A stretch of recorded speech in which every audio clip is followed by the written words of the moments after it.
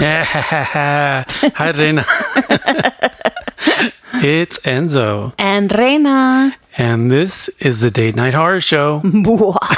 Even though you just stole my laugh. It's funny because I wanted to do something a little different off the cuff because I'm sure when you listen to our shows back to back, I always kind of do the same sort of thing. So I wanted to just throw you off a little bit. Yeah, you're good. I'm on my game. Yeah, you're always on your game.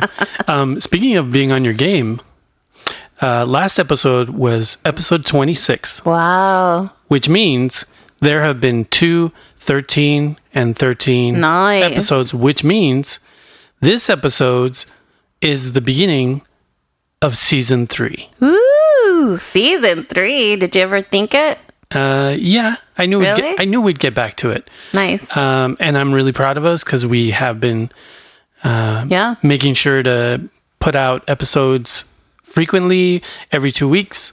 So one thing I wanted to do right from the start is for all the new listeners who maybe haven't heard our first episode, giving them just a brief synopsis of what our show's about. Sounds good. So my name's Enzo. And I'm Reina. And we've been married for 27 years. Yeah. Together for 37 years. So, you know how people are like, rah, rah, rah, love doesn't exist anymore. Good relationships don't work anymore. Guess what? We're a crusty old couple that have been together for a million years, and we still enjoy each other's company. 100%. We still do a lot of fun, awesome things together. Still grow together.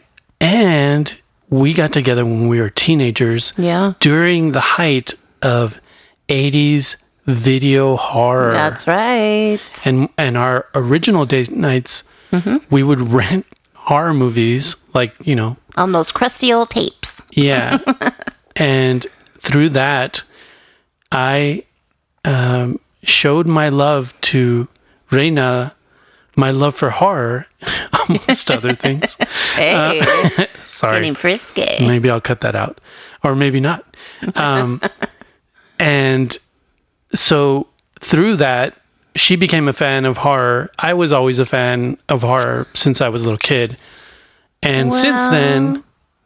Well, wasn't that I wasn't a fan of horror, but not as big of a fan as horror until you came along. That's true. Yeah, and ever since we've been having date night horror show. That's right. Date nights where we watch horror movies, and we still do it to this day. Mm-hmm. We have a screening room in our garage, and we watch the latest things on VOD. And then, of course, we go to the theater to support any horror-worthy film. 100%. And so we're just these crazy horror fans, horror couple. Yes. And we figured we'd make a podcast about it, and that's what this show is about. And that's just the tip of the iceberg. Yeah. And our show is informed by horror. We've been horror fans our whole lives. And we speak about it passionately, with a love for the genre and with a love for each other, which I think is a dynamic of the show as well. At least that's what people tell me. Our love shines through. That's right. In the horror. But we also do costuming. We also do horror conventions. Yes. And spooky nights at the mazes here in LA. Horror attractions. Yeah, horror attractions. Thank you. Of all kinds. Yeah, of all kinds. And so we're very committed.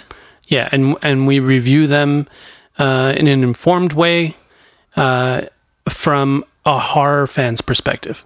Yes. So if you are interested in that sort of thing, listen to all our episodes, because we do curated episodes where we talk only about vampire movies and list our favorite, or zombie movies, or Stephen King. We've done all these different episodes. So go back to the previous one if you like this one and find the episode that you like. And please offer feedback. We like it. We are on all the social medias. Yes, we are. We just got onto TikTok, which has been weird and funny. We're learning. There's a lot of naked people on TikTok. Our old timiness is not just kidding. Yeah, TikTok. It's a cool. We're trying to find our niche, I feel like, on TikTok. Okay, so here's the thing. With TikTok, I don't want to be a weirdo on TikTok. Please don't. What I want to do is I want to advertise our show on TikTok. And I think we do a lot of things that are very visual. So We do. I'm a makeup artist, costume designer. I make costumes for myself and for Dana. Yeah. And we go out to costume events all the time. Very TikTok worthy. Very. Personally, but really we're just trying to promote this show. So if you are on TikTok and you want to see some interesting, fun behind the scenes of us in costumes, I'll probably do like some tutorial videos later on as well. Just look for the Date Night Horror Show. That's simple on TikTok, and He's you'll selling find himself a little short because he is an amazing artist, all around artist. And he does some amazing things, transforms us into some amazing Oh, thank you, babe. creatures. You do. It's actually really fun to It is, do. and we enjoy it. It is a lot of fun. It's fun to design costumes for myself, but it's also really fun to design them for us. And, you know, I have to do my approach to your face is very different from my face. You know, I have high cheekbones and the right features for certain kinds of looks, like vampires, for example. Beautiful vampire. And thank you, babe. Likewise. So anyway, we're on TikTok. If you want to reach out to us that way, you can do that. We're also on Instagram at date_horror. And we're also on Facebook. Just look for the Day Night Horror Show. You'll find us.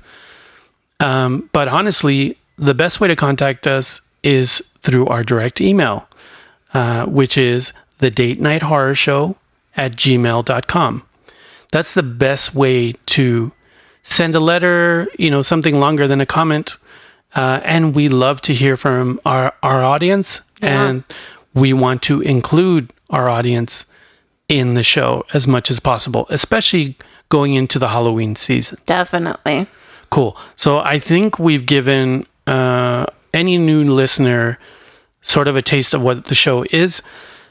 Let's move on to what we're going to talk about today. Ooh. So we're going to do a video on demand review of a movie that everyone has been talking about, Talk to Me. Yes. So that'll be our feature review, and that'll be towards the end of the episode.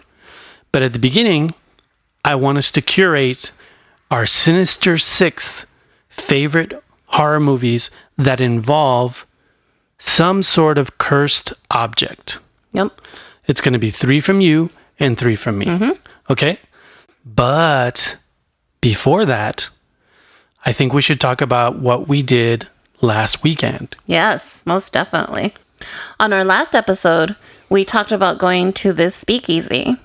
So we did go to the Return of the Spirit Lounge, Macabre Manor, which is a speakeasy at That 80s Bar in Montclair, California, which is owned by our really good friends, Danny and Cynthia.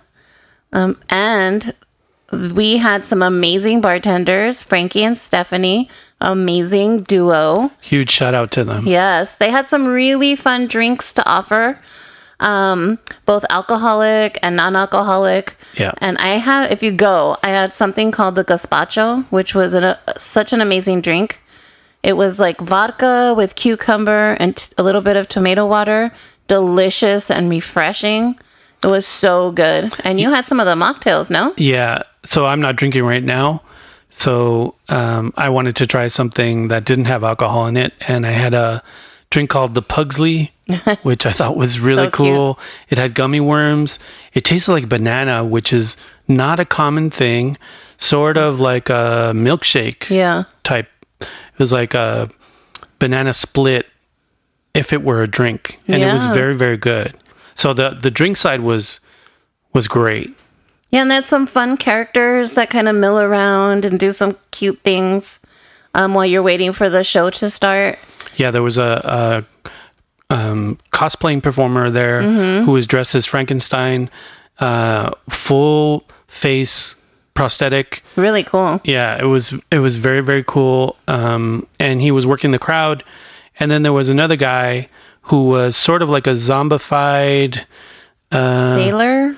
No, sort of like a vagabond kind of. Oh, yeah, you're right. But he was a magician, and he was called the Amazing Mud or something like that. And he was great. He knew how to handle the crowd and some cool close-up magic stuff he did. Yeah, more comedic sort of magic. It was a lot of fun, and those two guys, you can tell, are total pros. They knew how to work the crowd and keep the entertainment really interesting, even though there were only two of them at the time. So that was really great. And it's really cool because when you say speakeasy, so it's connected to their bigger club, that 80s club.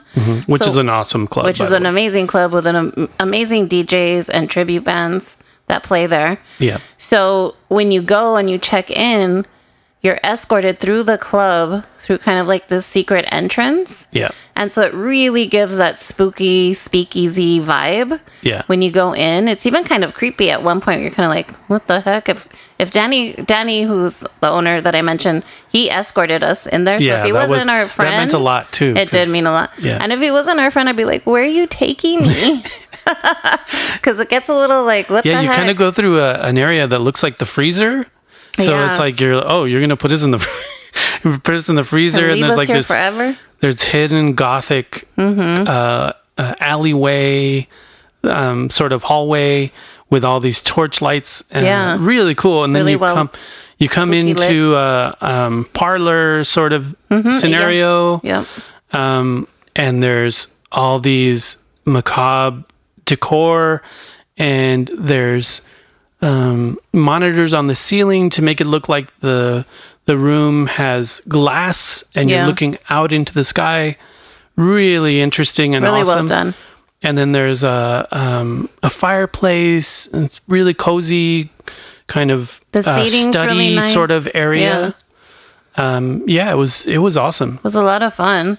So if you're in the area, in the LA area, and you want to go, it's Thursday through Saturday with 3 different seatings, an 8 p.m., a 10 p.m., and a 12 a.m. And if you go early enough or late enough, you can also get into the club afterwards for $5 off your ticket. Yeah. Reservations are required, so you would just need to go to experiencetheset.com for your tickets. Yeah, and as I said before, we were going to show up as vampire royalty, which we did. That was fun. Me as Count Enzo and Jaina and our friend Alex as the brides. So it was really, really fun to dress up. Really kicked off the Halloween season for us. And again, Danny and Cynthia are very close friends of ours. Yeah. So seeing them venture into this new thing, and I'm sure it's going to be a huge success. Oh, yeah. They're just so on point and so detail oriented when it comes to not only the decor, but the service and, the hospitality and the staff. I can't say enough about the staff. The staff's amazing. There was staff there that we knew, of course, Frankie and Stephanie.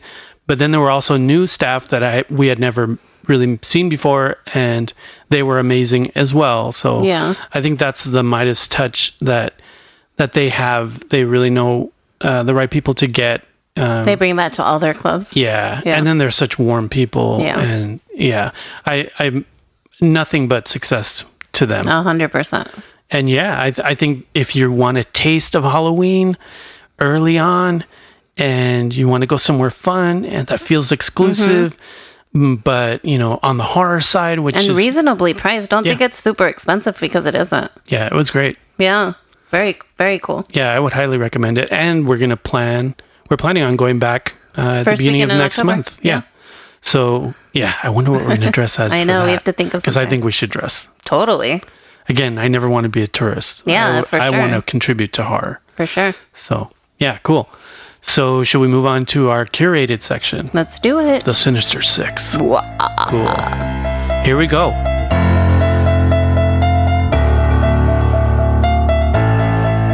So, I'll let you go first. Okay. Well, the first one I'm going to pick is an oldie but a goodie. Always good. Which is Poltergeist. Nice. So, in case you're a youngin' and you haven't watched it, It's about a family that's visited by ghosts in their home. And at first, of course, the ghosts appear friendly, don't they always? Moving objects around the house, and they think it's funny. But then everything turns scary and starts to terrorize the family before they kidnap the youngest daughter. And just for your info, you can rent it right now on Prime. Yeah, and one thing I want to say, to make sure to watch the original and not the remake. Oh, yeah. The remake original is horror with training wheels. It's terrible. The original is Steven Spielberg working with Tobe Hooper from Texas Chainsaw Massacre. Yeah. Great combo. And according to the story, according to the lore, when Spielberg saw the Texas Chainsaw Massacre, he's like, this guy's brilliant. He could see Tobe Hooper's genius and tapped him to be in this, to work on this film. And if you watch the film, it's so cool because there are moments that are really gnarly. Yeah, really and those scary. Those are the Tobe Hooper moments. And there are moments that are really heartfelt and you really identify with the family. And I think that's the stuff that Spielberg does so well. Yeah. And so it's this great... Wait a minute, is this my review or yours? It's this great sweet and sour... I'm just doing the horror Joking. archive, thing. Yeah. I'm horror historian part you're of great it. at that. And I guess there was a lot of creative differences as well. And I think at one point, Tobe Hooper was fired from it. It's still his film because the scenes we remember most are his. The real scare moments. But again, Spielberg is amazing he's a great storyteller. So, yeah, absolutely. Yeah, 100%. And I felt like, that mix is so fantastic in that film. Yeah. That's an awesome choice. I was thinking, like, is the house an object? Because it's haunted, or it's cursed objects. It is, cursed objects. But yeah, I mean, a house is an object. And the TV. Yeah, that's true. And the television. Okay. But yeah, it's such a fun movie. And of course, it has the creepy kid component that I love so much. We got to do an episode on creepy. Yeah. We still haven't done a creepy kid episode. We haven't. And I think the visual effects at the time were great for the time. Lots of good practical. Yeah, a lot of good practical, which I love. And it's just a really fun movie. So if you haven't watched it because, you've never heard of it or you're too young to remember it, or it's been a long time, revisit it. It's a very fun, perfect date night movie. That was an awesome first choice. So when I think about cursed objects, the one cursed object that always comes to mind is the lament configuration. And that's, of course, Hellraiser, the original Hellraiser. Right. But I'm not going to bore people with just only old choices that I tend to pick. So I'm going to bring up the 2022 Hellraiser. One of the reasons I want to bring it up is because we were on hiatus, so we haven't been able to talk about this movie. And I think it's worthy enough to merit a watch. So the synopsis is, a young woman must confront the sadistic supernatural forces behind an enigmatic puzzle box responsible for her brother's disappearance. So I would say that this new reboot is not perfect. No. But I definitely think it's worth watching. And there were a couple things about the film that I really, really liked. Probably a lot of our audience has already seen it, but one of the things I liked was the lament configuration was not the only configuration shown in the film, and it changed shape. So the cursed object would change shape. And that was cool. It was informed by the lore and history of the previous films. So when you first see the box, it's in the Leviathan configuration. And when I saw it, I'm like, oh my God, I know what that is. So there are a lot of things in this film that are paying huge respect to, Clive Barker and the lore. And I really respected that. And yet it also brought a lot of new things to the table. So like the Cenobites in this, they don't have clothes on. Right. So like their clothing is their scarring. Which is really creepy. Yeah. It's not as rock and roll, which I kind of lean towards that. But I give them a lot of credit for trying new things. And most importantly, those new things with the Cenobites succeeding.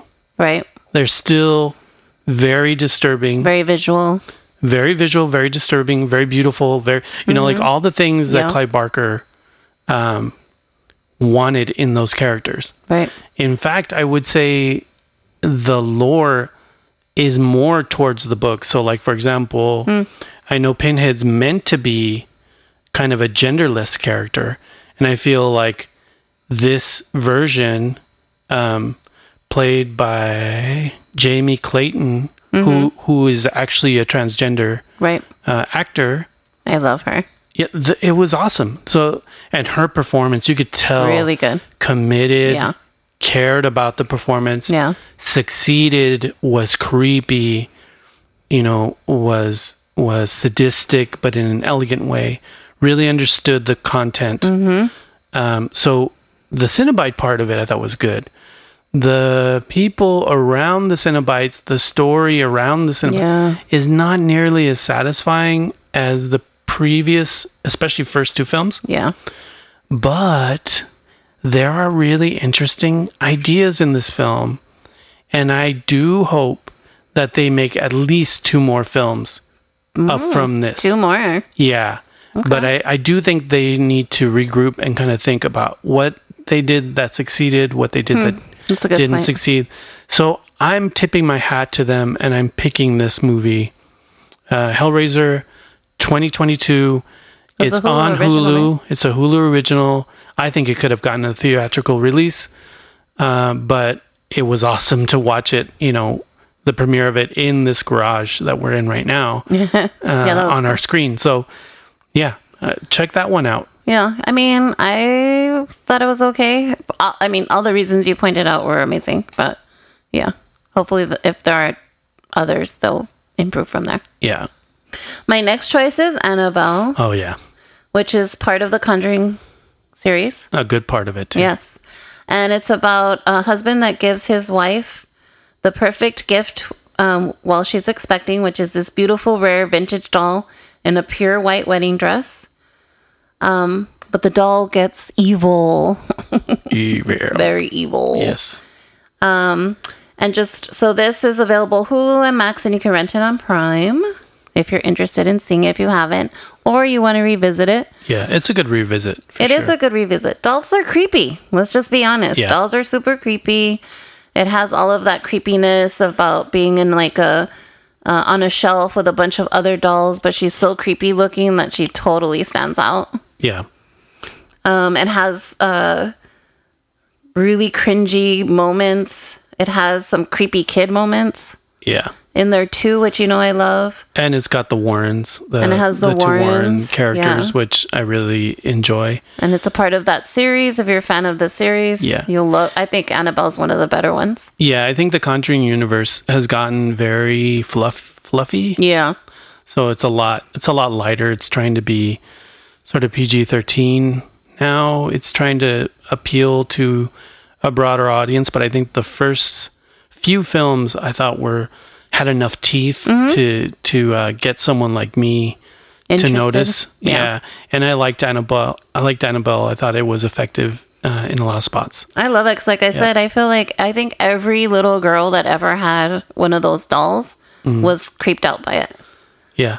What's funny is the actual Annabelle doll that the story comes from looks like Raggedy Ann. It's pretty much Raggedy Ann. Which is so funny.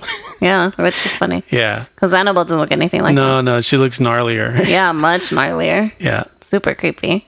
But if you haven't watched it, great date night movie. Yeah, that's a good one. Yeah. What's your next one? Okay, so my next one, I've got to go with Christine. For sure. That's such a great one. Yeah, this is probably one of my favorite movies of the 80s. Yeah. Like movies. Yeah. Like I love this film.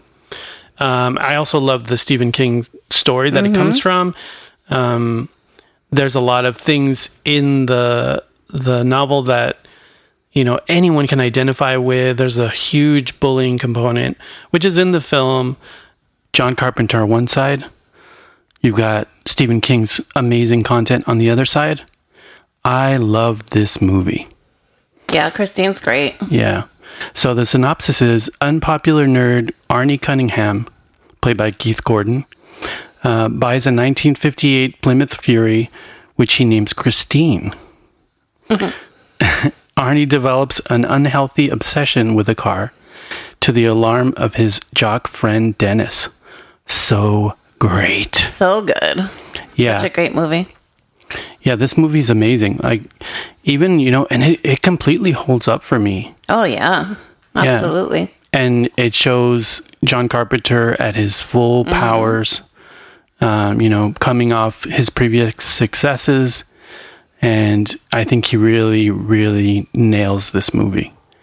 What I love about the way the teenagers are written, it's written in a very authentic and timeless way. Very timeless. And, I watch it every year before Halloween. It puts me in the Halloween-y kind of mood. One of your go-tos. Yeah.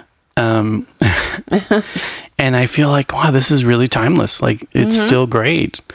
The overbearing mother, there's just a lot of themes here that you can all, anyone can identify with, coming of age, trying to find your place in a social scenario. High school is such a treacherous place.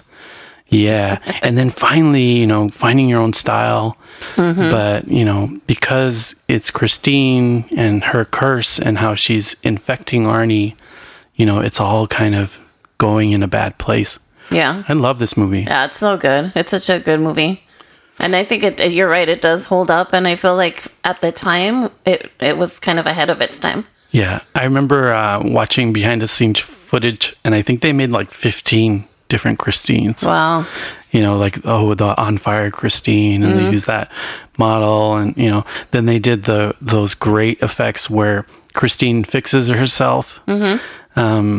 I remember watching that, and basically what they did is they made a Christine out of aluminum, and then they had pulleys on the inside, and then they pulled the aluminum in, so it made it look like the bumpers and the walls were caving in. And then when Christine's fixing herself, they just play it backwards. That's so cool. That's yeah, really and it looks cool. like CG almost, because it's so slick. Yeah, you would think it's CG. That's really cool. Yeah, it was awesome. I love that movie. I watch it every year. And I highly recommend that one. That is one of the best cursed object films. Yeah, I agree with that. So, cool. What's your next one? So my next one, I chose the Advent Calendar. Oh, man. I like this movie. This one was really cool. So it's about Ava, who's an ex-dancer who's now in a wheelchair. And her friend, Sophia, gives her an old, really cool antique wooden Advent calendar before Christmas. But then she realizes that each window contains a surprise that triggers some really gnarly stuff. Yeah. In real life, and some good stuff. And so once you start opening, though, the Advent calendar, you have to continue to open each day, or something really bad's going to happen to you. Yeah, that's so great. I remember this was on Shudder last Christmas, and, of course, it suited the season. And so we saw it on a whim, and we're like, wow, this is a really good film. Yeah. And I remember telling you, I'm like, oh, man, they're going to make an American version of this, because this is too good. That's right. I'm sorry, I did not mention that. It is a French movie. So it does have subtitles.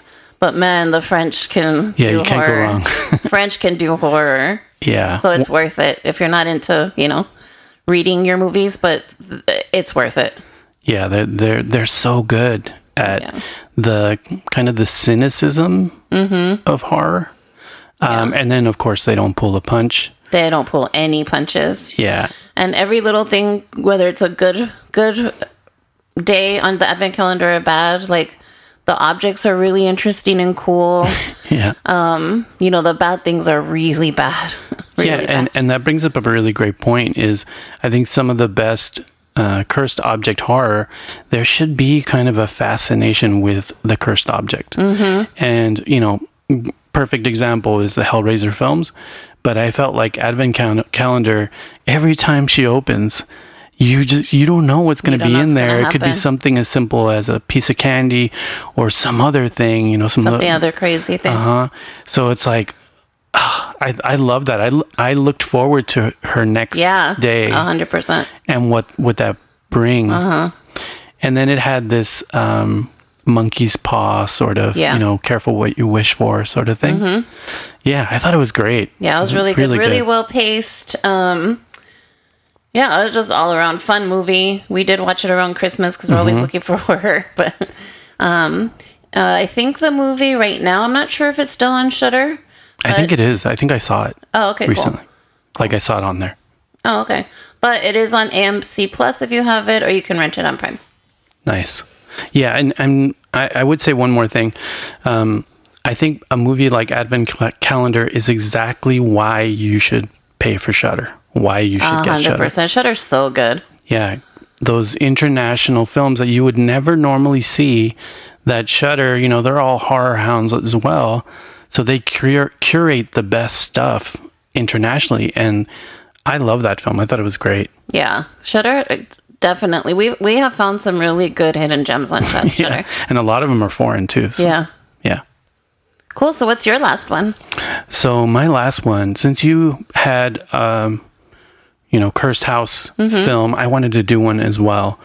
And I love this film.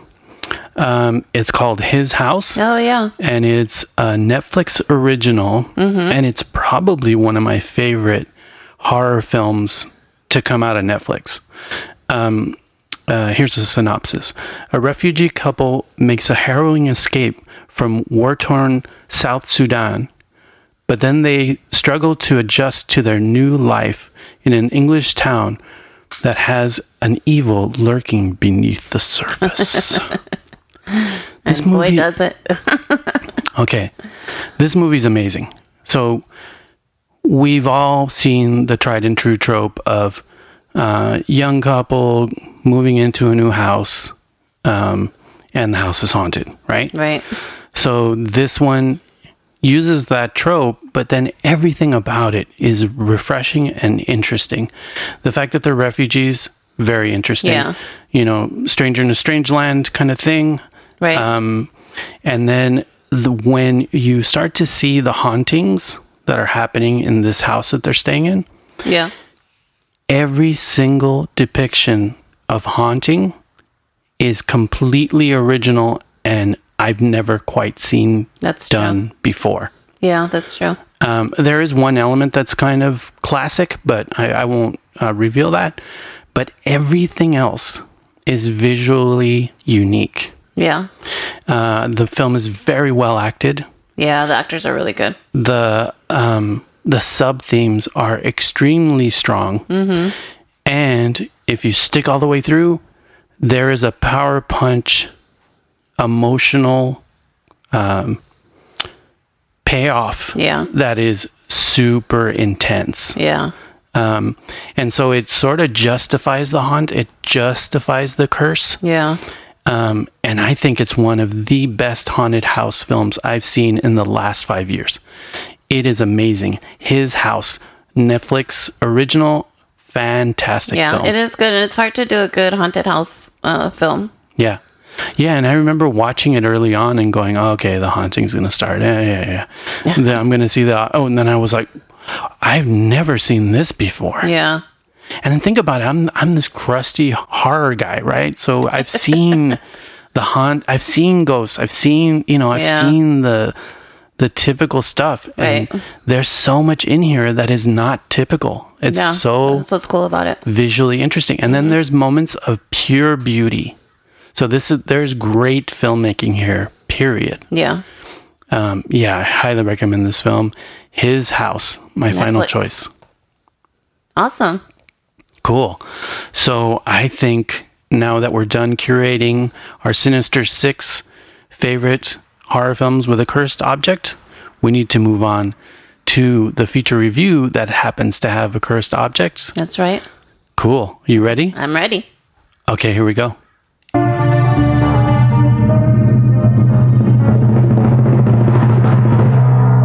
And now, our feature review. Oh man, Reina, we're like batting 1,000. Our last feature review was Evil Dead Rise from previous episode, and now it's Talk to Me. Now it's on VOD. We didn't get a chance to talk about it when it was in the theater, right? So we're catching up with it. This is another great film. Yeah, it is. Yeah. It's really cool because people were asking me, because they know we do the horror podcast, and they're like, have you seen this movie? Have you seen this movie? Yeah.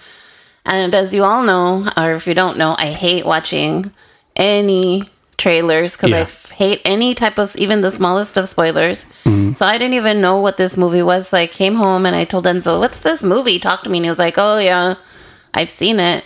Yeah, I've seen you saw the trailer. I saw the trailer for it, and to be quite honest with you, it wasn't so remarkable trailer wise. I thought it was going to be typical teenager film where they mess with something supernatural, and they're kind of off on the deep end. Yeah, I was worried that it was going to be your PG-13 style.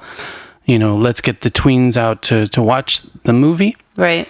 So I kind of put it on the side burner, but then I kept hearing, through the horror groups, gnarly horror guys. Everyone was saying. Or, gnarly horror fans talking about how good this was.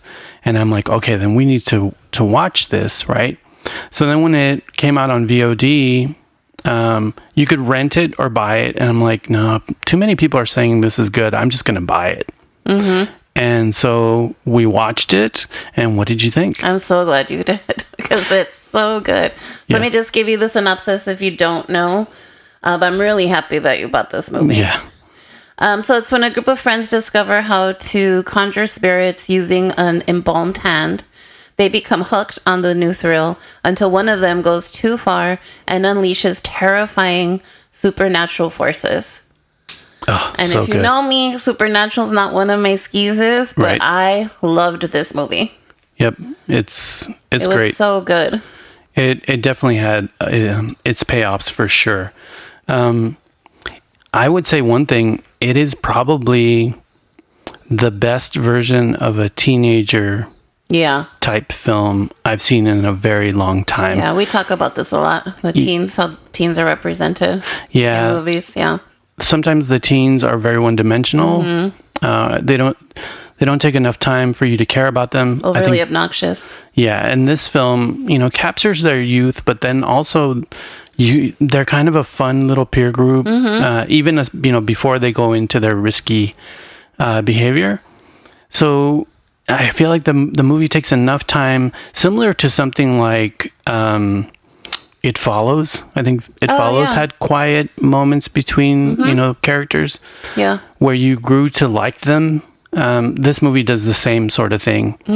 And I really appreciate that. I personally hate films with young people where they're one-dimensional and you're supposed to hate them, and then when they die, you're happy that they're gone. Exactly. I hate that. I think that's such lazy. It's just overly done. It's just lazy writing, and it's not just overly done. It's not needed, and I feel like when you sort of like the character and then they get hurt, you feel more fear. Of course. So I think that's the approach. Yeah. Yeah. Another thing I really liked, the Australian element of the film made it very fresh. There's moments with a kangaroo, which is very common for them. Right. And it made it kind of a little more exotic than your typical, your typical American film. And then the slang, hearing the kids, the way they interact with each other and the way they talk. The kids were diverse, which I thought was cool. Love that. Yeah. Naturally diverse, didn't feel forced. Right. And I thought the lead actress gave a powerhouse performance. Oh, yeah, she was so good. Especially for someone so young. Yeah, she was really good, especially when she takes her turn at the hand. She was so good. Yeah. Well, what's her name? Sophie Wilde. And it looks from her IMDb that this was her third movie. She has another one coming out. Wow, dude. Yeah. There's so many moments where, you have to feel her vulnerability and her, her grieving. And then moments, of course, of fear where, there's lots of shock and confusion. And she can cry like instantly. Oh my God. I thought her performance was like so pro. Like, she was so great. Yeah. She was the linchpin of all the emotional core that's in the film. And that's another thing I appreciate the film. A lot of these teenager films, you don't care about any of the characters. Yeah. And there's no real substance. It's just more of like a, cheesy parlor trick type horror film. But this one has, grieving as a sub-theme, suicide. Yeah. And I thought it handled both very, very well. Yeah. And balanced out, all the horror it was trying to give us as well. Oh, the horror was great. Yeah, it was awesome. The horror was amazing. From the beginning to the end. Yeah. It was good. Really well paced. Yeah. I felt like I didn't want it to end. Mm-hmm. One of those movies where you're just enjoying it so much, like you don't want it to be over. Yeah. The pace is great. It's like an hour and a half. Mm-hmm. And I remember we were watching it, and I paused it because we were watching it in our screening room garage. And I paused it, and I pointed at the where we were in the timeline, and we were halfway through, and none of the real meat of the horror had happened yet. But we didn't care because it did such a great job of establishing the peer group, the kids, in a way that makes you like them, and kept it all very interesting. And then, like what you said, it's hard for Supernatural to be truly scary because, it's all vapors. This is the way they bridge the gap between the physical and the metaphysical. Yeah, so good. It's amazingly well done. Scary. Yeah, packs a huge punch. Yeah. Yeah, it's a big thumbs up for me. Me too. You got to go watch it. You can still in the theater, but you can also rent it on Prime. Yeah, and I would even say if you're a horror hound, buy it on Prime. Yeah, you should buy it. Or buy it wherever you can get video on demand. Yeah. Because I think it's worth it. I think we're ready to go in the spoiler zone. The main review's done. Yep. Let's do the spoiler zone. You ready? Yep, I'm ready. Cool. Beware. Spoilers ahead.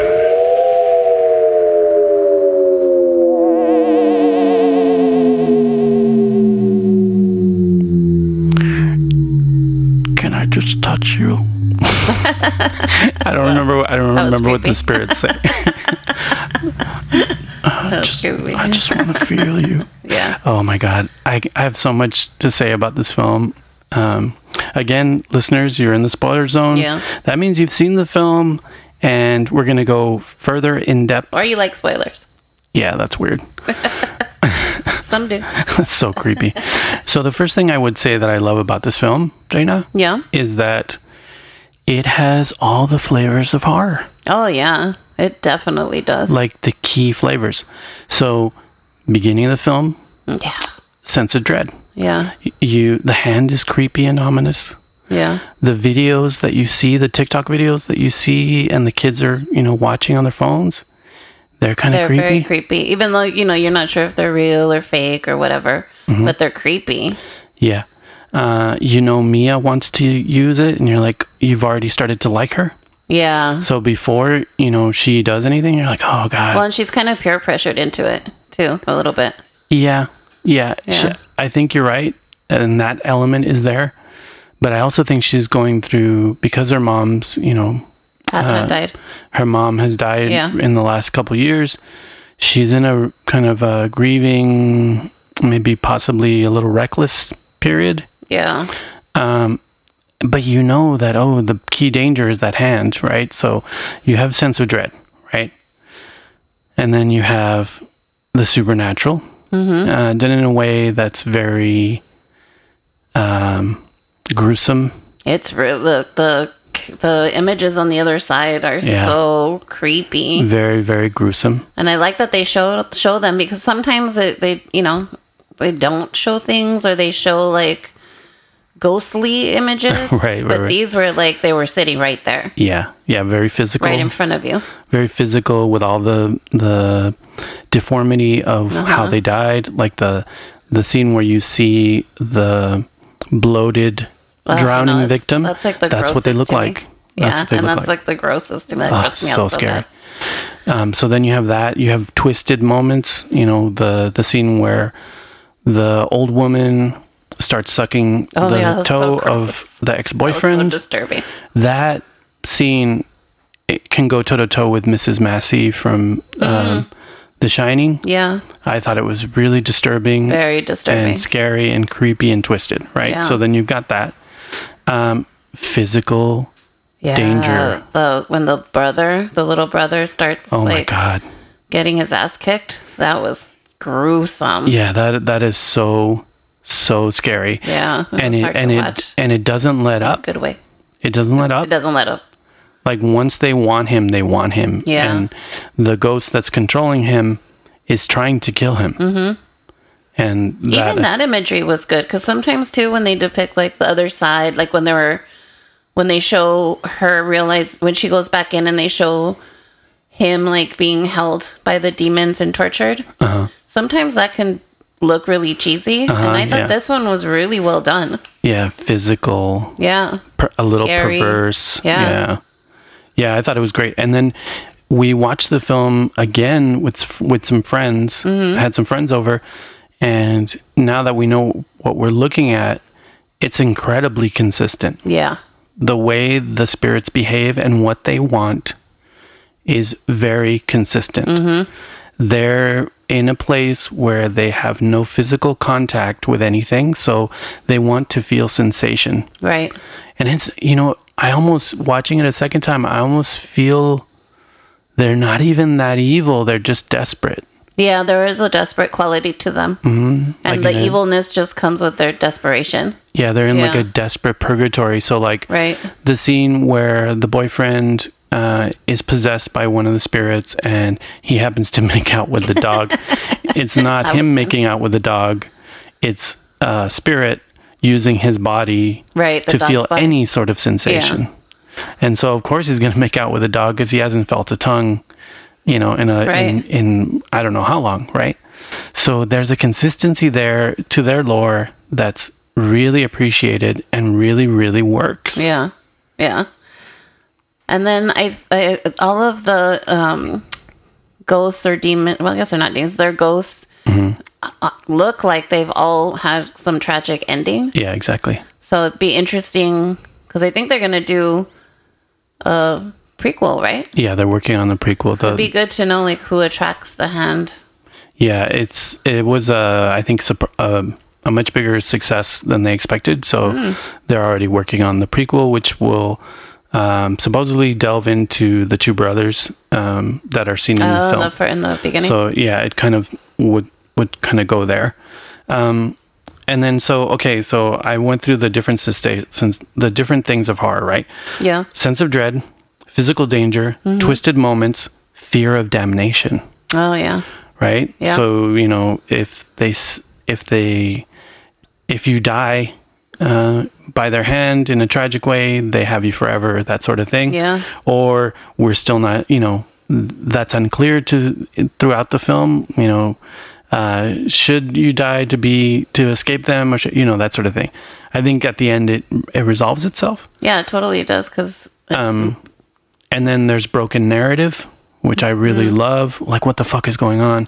Was that really her dad? Is that really her mom's spirit? I don't think it was her mom's that spirit. Confusion, right, is a flavor of horror as well. Yeah. And then shocking end.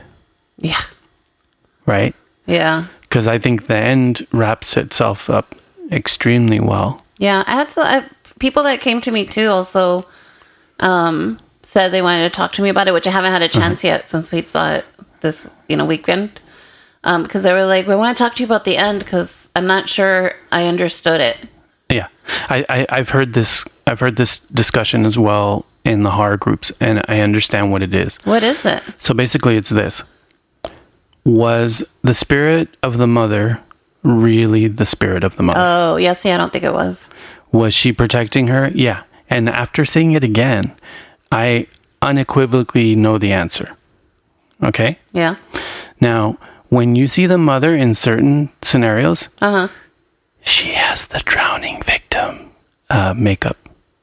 So her eyes popped on one side and she has Krusty on the other.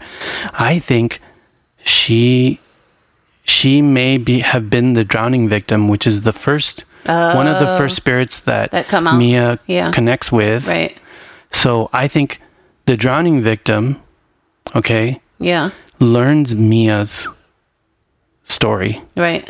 And then when the younger brother of her friend, when he goes in, she's like, oh, I'm going to use this. Right.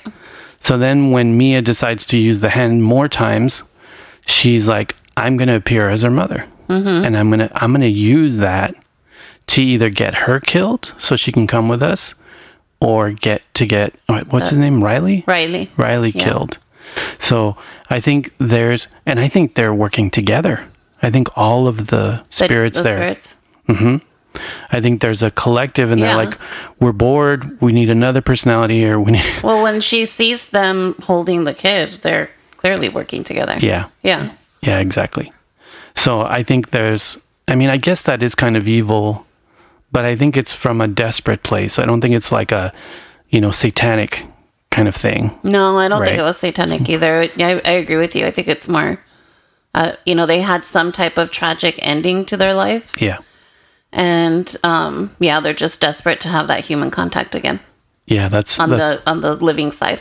Another thing I really loved too is the hand is not explained very much. No, it's mysterious. That's why I wanted the prequel. Yeah, to explain and there's a lot of graffiti on it. It's been around. I find that really, and you can't really quite ominous. Make out what it says on there. Yeah, and then symbols are. Yeah, and then in the final scene, where Mia's on the other side and now she's a spirit, I think they're Italians. Mm-hmm. Sounded like Italians. You sound like Italian, I think. Yeah, so this thing is going everywhere. Mm-hmm. There was a theory that I heard where people were saying, did you notice that the hand in that scene is the other hand, which is not true. Oh. They were saying, oh, it's the right hand now. I'm like, it's not. Oh. It's the left hand still. Be interesting to know how it got over to Italy. Yeah, well, I think what people were implying was, oh, there's the right hand. Yeah, there's another hand. Throughout the film, it's a left hand. Mm-hmm. Left hand embalmed. I know that because I was going to make one for our movie night. I may make one later. You should. Yeah, totally. But yeah, it's still the left hand.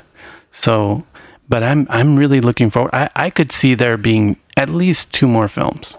Yeah, it would be. Yeah, I really enjoyed this film a lot. Yeah, and more than I expected to. I think if they make sure to not lose their subtlety and there's some really elegant choices. It still feels really current and modern. Yeah, it's this generation for sure. Hopefully they'll be able to pull off 2 more films with that are at least this good. Because I love this movie. Okay, if Saw could do 50, 100. Oh my God. There's only like 2 Saws that are good. Oh my God. I mean, the first one's incredible. Yeah, the new one's coming out. Yeah. Yeah, we'll probably still watch it. I know. But yeah, it was good. I really, really enjoyed this movie. I hope you all did too. Let us know what you think. Yeah, for sure. Okay, I think we can leave the spoiler zone. Leaving.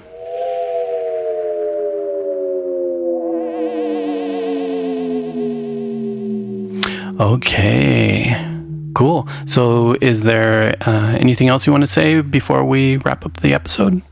I don't think so. I'm just looking forward to Halloween season. Yeah.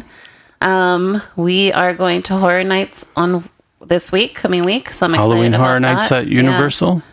At Universal Studios. Looking forward to that. And lots of new mazes. We bought today I purchased our Speakeasy tickets for the first weekend in October, so that'll be fun. Yeah, so we'll go again, and we'll most likely go dressed. Yeah, so that'll be a lot of fun. So I'm excited. And then we have Not Scary Farm to look forward to, and we're looking for costume events throughout October. So yeah, exciting. And again, just to remind everyone, we're on all the socials. And again, we just added ourselves to TikTok. Yes. So if you're on TikTok, look for the Date Night Horror Show and you will find us there. I'm playing around with the idea of posting some makeup videos while we prep for all our different events. You know, just little snippets of here and there. I think a big part of what I'm trying to promote, how I'm trying to promote the podcast is, you know, we don't just talk horror, we become it. We sort of do. Because we constantly, you know, do things in costume. So, Yeah. but yeah. Kinky. And again, rate us on iTunes. I guess that's like the biggest way to get the podcast to spread. Right now we have, you know, pretty good ratings. So yeah. Thank so you please, for that. if you can leave more 5 stars, that would be amazing. And of course, if you have any interesting story that you want to talk about or comment about the show that's longer than your average comment on social media, you can email us at thedatenighthorrorshow@gmail.com. And if we read your letter, you'll hear it in an episode. But yeah. That would be awesome. Yeah, that'd be great. Oh, and one more thing I wanted to mention. If you want to listen to our show just in a web browser, you can go to thedatenighthorrorshow.com, and all our episodes are there. You just have to click start, and they play right off the website. So That would be great. yeah. Okay, so I think we're ready to go. Scare you later. The Date Night Horror Show is written and produced by Enzo and Reina. All music written and produced by Enzo. Follow the show on Facebook.com/The Date Night Horror Show. Find Enzo and Reina online at TheDateNightHorrorShow.com.